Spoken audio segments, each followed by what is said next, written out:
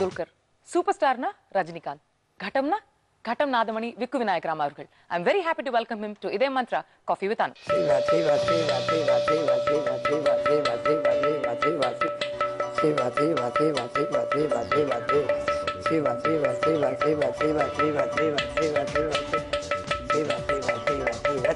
Namaskar. Namaskar, sir. Sir, நீங்க இப்ப நடந்து வரதையும் பார்த்தேன். And எங்களுக்கு தெரிஞ்ச ஒருத்தர் நீங்க 3 மாடி கடகடகடன்னு ஓடுறத பாத்துருக்காராம். உங்களோட எனர்ஜிக்கு சீக்ரெட் என்ன சார்? பகவானோட அனுகிரகம் தான். நானா ஒன்றும் பண்ணிக்கிறது இல்லை. அந்த டயத்தில் என்ன வருதோ அது அப்படியே நேச்சுரலா வருது. அது வந்து உங்களோட ஒரு சாட்டிஸ்ஃபேக்ஷன் கண்டென்ட்மெண்ட் அதுல இருந்து வருதுன்னு நினைக்கிறீங்களா? இப்போ இங்க வந்தோடனே இப்போ ஏன் நடந்து வரத்த வாட்சியம் வந்தானே புதுமையா பண்ணலாமே அப்படின்னு மனசு தோணும். ஏன்னா எனக்கு கடம் தான் உயிர் எல்லாமே. அதனாலதான் வர்றது இது வாசிக்கிறது கஷ்டம். நின்றுட்டு வாசிக்கிறதுங்கிறது ரொம்ப சிரமம். இதுல வெயிட் பிடிச்சிட்டு இந்த கையில சொல்லிட்டு வாசிக்கிறது இதை ஒரு புதுமையா பண்ணலாமேன்னு ஒரு ஆசையில புதுமையா பண்ண.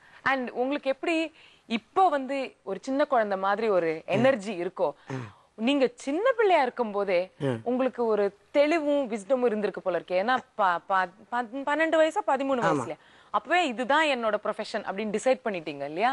நான் இப்போ வந்து நான் டிசைட் பண்ண விட எங்க தகப்பனார் தான் அதை டிசைட் பண்ணார். எனக்கு ஆரம்பத்துல வந்து மிருதங்கம் தான் சொல்லி கொடுத்தார். மிருதங்கம் சொல்லி கொடுத்துட்டு அவர் ஃபேமிலி ஒரு ரன் பண்ணுங்கிறதுக்காக என்ன கடத்தை வந்து இது பண்ணார். ஏன் கடம் இது பண்ணாருன்னா அந்த காலத்துல வந்து கடம் வந்து ரொம்ப குறைச்சல். கச்சேரிக்கு கடம் வாசிக்கிறது ரொம்ப குறைச்சல். அந்த இதுல வந்து கடத்துக்கு வச்சுட்டா ஃபேமிலிக்கு ஹெல்ப்பா இருக்கும். இப்ப பாட்டு புடியில் மிருதங்கம் கடம் வச்சுட்டா கூட சேர்ந்துக்கு வரும்படி வருங்கிறதுக்காக என்ன ஒரே வருஷத்துல உட்காந்து தயார் பண்ணார்.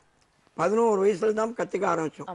அப்போ வந்து எங்க மதர் என் சிஸ்டர் எல்லாரும் வெளியூருக்கு போயிடுவா. லீவு நாள்ல என்ன உட்காந்து வச்சு டே அண்ட் நைட் உட்காந்து சொல்லி கொடுத்துருக்காரு. கண்டினியூஸா ஒரே வருஷத்துல இதை தயார் பண்ணி பையனை மேடையில ஏற்றணுங்கிற ஒரு எய்ம்ல என்ன இது பண்ணி தயார் பண்ணிடுறேன். அப்புறம் தான் எனக்கு என்னோட லைஃப் ஃபுல்லாவே செலக்ட் பண்றதெல்லாம் என் தகப்பனார் தான். இதுவரையும் எனக்கு தகப்பனார் தான் பண்ணி எனக்கு. அதனாலதான் அவர் கடத்தை எடுத்தது எனக்கு பெரிய பாக்கியமா நினைச்சினேன். அவர் சொல்லி கொடுத்துதான் இன்னைக்கு வந்து இவ்வளவு இதுவா வந்திருக்கு. நீங்க அதை கத்துக்கிறதுக்கு நிறைய சிரமப்பட்டிருப்பீங்க இல்லையா? அந்த நிறைய நேரம் பிராக்டிஸ்ன்றது எல்லாருமே பண்ணிதான் ஆகணும். அதுக்கு மேல வேற என்ன நீங்க அட்ஜஸ்ட் பண்ண வேண்டி இருந்தது சார்? அதாவது அவர் வந்து என்ன வந்து ஒரு ரூம் சுவாமி ரூம்ல கோத்தி வச்சுட்டு விளக்கு ஏற்றி வச்சிருவார் பகவான். அந்த விளக்கு அணையிற வரையும் வாசிக்கணும். அந்த மாதிரி சாதகம். அதுவும் வேற கண்ணா பண்ணான்னு வாசிக்கூட ஒரே சொல்லியே அந்த மணிக்கணக்கா வாசிக்கணும். அப்ப அந்த பெர்ஃபெக்ஷன் வரும்னு. இப்போ இதையே ஒரே காலமே அந்த விளக்கு இடத்துல சொல்லிவார். அதோட பலன் தான் இன்னைக்கு நான் சிவசிவான்னு வாசின்னு வரேன். அப்படி பண்ணி என்ன கச்சேரியில ஸ்டேஜ் வச்சு ஏன்னா இது உழைச்சா தான் இதுக்கு முன்னுக்கு வருங்கிற அந்த ஒரு இது பண்ணி என்ன பண்ணி வச்சேன். அதுக்கப்புறம் கச்சேரியில வாசிக்கிறத இதோட எஃபெக்ட் எனக்கு இன்னைக்கு 66 வயசு ஆகியும் எனக்கு அந்த இது இருக்குன்னா பகவானோட இருக்குமோ அந்த பண்ணின சாதகத்தோட பலம் தான் இன்னைக்கு இதை ஃபீல் பண்றேன். நீங்க நிறைய வெளியூர் கான்சர்ட்ஸ் எல்லாம் பெர்ஃபார்ம் பண்ணிட்டு இருக்கீங்கல்ல சார்? அண்ட் அதுல ரொம்ப முக்கியமானது அந்த கிராமி அவார்டு வாங்கி கொடுத்த அந்த ப்ரோக்ராம் இல்லையா? அந்த கிராமி அவார்டு வந்து நான் வந்து ஜாகிர் ஹுசேன் பிளானட் ட்ரம்னு மிக்கி ஹார்ட்னு பெரிய கிரேட்ஃபுல் ட்ரம்மர்னு அந்த குரூப்போட லீடர். அவனுக்கு வந்து ரொம்ப நாளா ஒரு ஆசை இருக்கிற பர்கஷனிஸ்ட் வேர்ல்டு பர்கஷனிஸ்ட் எல்லாம் சேர்த்து ஒரு ஆல்பம் பண்ணணும்னு ஆசைப்பட்டான். அதுல எல்லா 5-7 கண்ட்ரி எடுத்தான். அதுல இந்தியால இருந்து ஜாகிர் ஹுசேனும் நானும் சவுத்துக்கு நானும். இப்ப எப்படி ஆஸ்கார் அவார்டு இது மாதிரியோ அப்ப நான் இதெல்லாம் வரப்போறது நினைக்கவே இல்லை.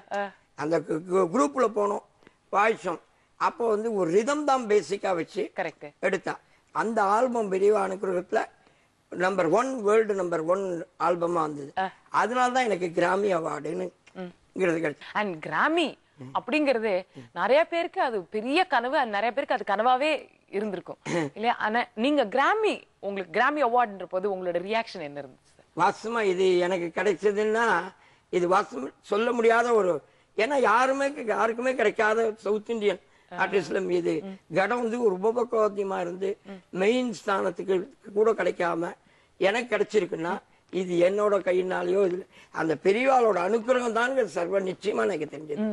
அது இன்னைக்கு வந்து அதுக்கப்புறம் இன்னும் சவுத் இந்தியன்ஸ் இது எப்படி வந்ததுன்னு எனக்கே ஆச்சரியமா இருக்கு. ஒரு நான் ட்ரிபிளிகன்ல வீட்டுல இருக்கிறத உங்களுக்கு கிராமி அவார்டு வந்திருக்குன்னா நான் நம்பல. என்ன எப்படி இது கிராமினா என்னன்னே தெரியாது, கிராமி அவார்டுனா என்னன்னு தெரியாது. இது வந்து நான் அவார்டுக்கு வந்தோன்னா இன்னைக்கு இதுக்கு என்ன அத்தாரிட்டி அப்படின்னு அவனே எனக்கு வந்து லீடர்ஸ் தான் அதுல வாங்கணும் அவார்டு வந்து. ஏன்னா 7 கண்ட்ரி பேருக்கும் ஆயிடுச்சுன்னு வந்து கொடுக்க பர்ஃபார்மன்ஸ்ல கூப்பிடலாம். லீடருக்கு ஒருத்தருக்கு தான் அந்த மெமெண்டோ கிடைக்கும். அவர் என்ன செஞ்சுட்டார், எங்க லீடருக்கு மட்டும் இல்ல எங்க ஆர்டிஸ்ட் எல்லாருக்கும் ஒரு மெமெண்டோ கொடுக்கணும்.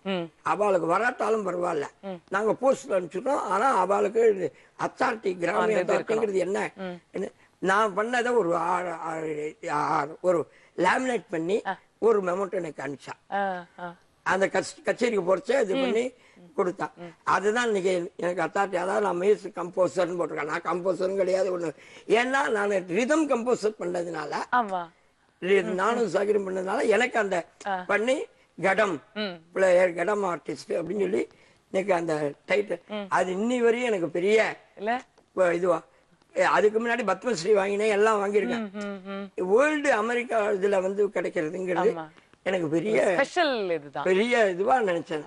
நான் அதை கூட சாதாரண நினைச்சேன். அப்புறம் தான் எல்லாரும் கிராமிய அவார்டு போட்டதுனால இது பெரிய இதுன்னு எனக்கு ஒரு தோணித்தது. த்ரூ அவுட் நீங்க இந்த கத்துக்கிட்டதும் சரி, அதுக்கப்புறம் பெர்ஃபார்ம் பண்ணதும் சரி, அதுல உங்க ஃபேமிலி அம்மா அப்பா ரொம்ப சப்போர்ட் பண்ணிருப்பா இல்லையா? எங்க அப்பா தான் ஃபுல்லா சப்போர்ட் பண்ணி அவர் தான் இது பண்ணது. எங்க ஒய்ஃப் அதுக்கப்புறம் இது பண்ணி இந்த இதுல வரணும் அப்படிங்கிற ஒரு, ஏன்னா நீங்க டூர்ஸ் எல்லாம் போனா அதுக்கு வேற ஹெல்ப் பண்ணணும். அதுக்கெல்லாம் அப்பாதான் வந்து கூட இருந்து. நான் இப்போ அமெரிக்கால பொறுத்து அப்போ வந்து நான் கல்யாணம் ஆகி முதல் பையன் பிறக்காத டைம் வந்தாரு. அந்த டயத்துல நான் ஒய்ஃபோட பேச முடியாது. நாங்க கூட்டு ஃபேமிலி. எங்க அப்பா தான் எனக்கு போன் பண்ணி நீ ஒய்ஃபோட பேசு அப்படின்னு சொல்லி அவ பயப்படுவா. நாங்க கூப்பிட்டு என்ன வச்சு நான் பேசுறதுக்கு பயப்படுவேன். அப்ப கூப்பிட்டு ஏன் பேசுடா, அவள் சந்தோஷப்படுவா, இது பண்ணுவா அப்படின்னு எங்க அப்பா அந்த ஒரு என்கரேஜ்மெண்ட் தான். சோ ஃபுல் சப்போர்ட் உங்களோட கரியர்ல மட்டும் இல்லாம உங்க ஃபேமிலியும் அந்த சைடு அஃபெக்ட் ஆகாம இருக்கணும். என் தகப்பனார். அடுத்து வரப்போது விக்கு விநாயகராம் சார் அவரோட சன். ஸ்டே டியூன்ட் டு இதயம் மந்த்ரா காஃபி வித் அனு. இதயம் மந்த்ரா